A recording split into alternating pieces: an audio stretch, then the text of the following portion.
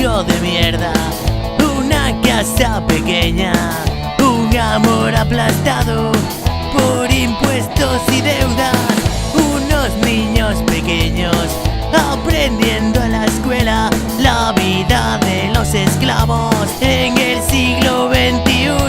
La vida de los esclavos en el siglo XXI.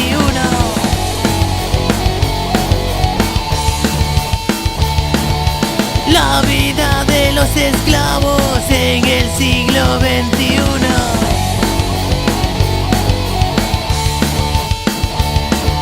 Atrapados en el precio de una crisis eterna por tener esas cosas que no nos interesan. Protestar débilmente, reprimidos con fuerza. La vida de los esclavos en el siglo XXI. La vida de los esclavos en el siglo XXI.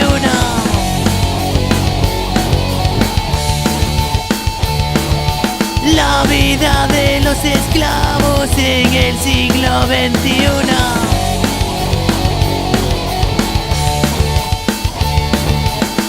Unos nos arrastramos y otros sueñan con ello.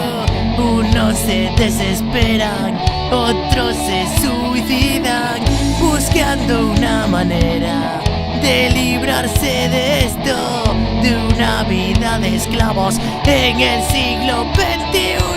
La vida de los esclavos en el siglo XXI.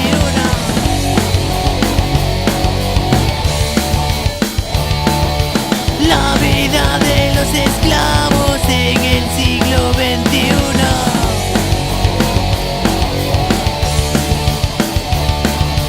La vida de los esclavos, la vida de los esclavos, la vida de los esclavos en el siglo XXI.